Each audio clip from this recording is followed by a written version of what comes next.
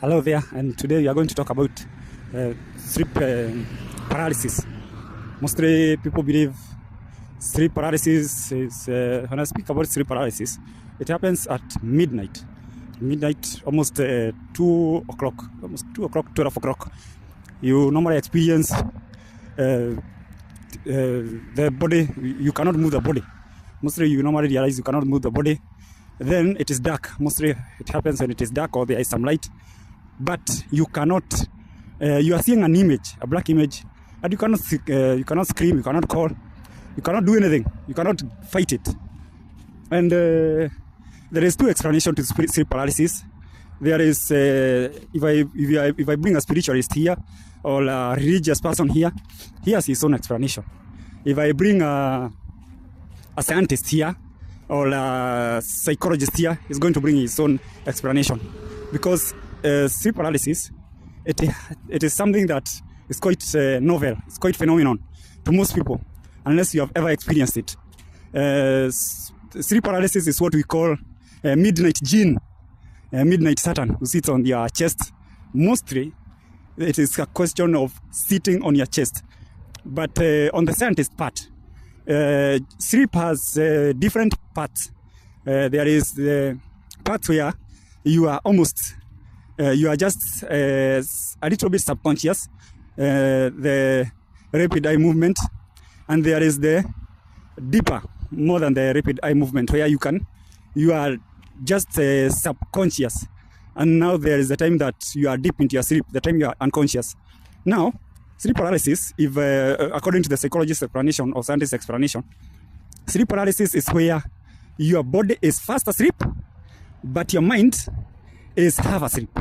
Your mind woke up just at the middle of the night and left the body asleep. Therefore, you cannot raise your hand. Your muscle coordination is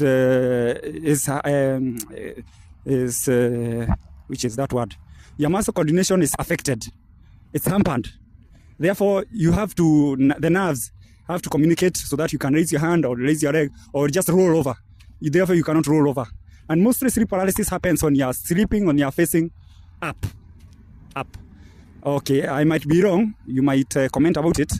But most of the sleep paralysis that happens, most of the midnight jinn happens when you are sleeping facing up.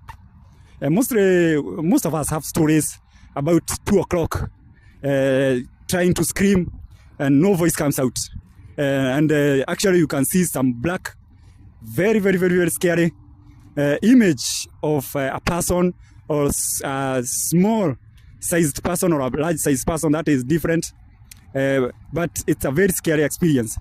About sleeping, most of the thing, spirituality, it even have its own spirituality explanation, because especially if you are spiritually not well strengthened or religiously not well strengthened, you can find that mostly you are affected, or even psychologically if you are most stressed, or you have mostly it happens after the withdrawal systems or withdrawal situations of using drugs.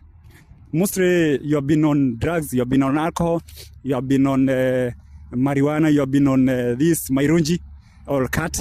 Then you stopped. You stopped after maybe a week. One of these days, you just experience the most scary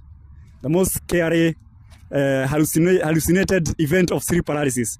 And you experience it alone because you cannot call out. You see, everything is hampered.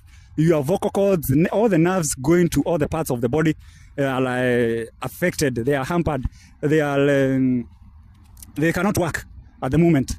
Therefore, maybe you can comment about it, or maybe you can get my facts right about it or my opinions right, because myself, I have experienced it, and it's not a walk in the park, but it was not very, very, very, very deep. It was not deep. It was something that caught me maybe 20 minutes. I don't know. I couldn't remember the time, but it's something that is quite memorable. But one of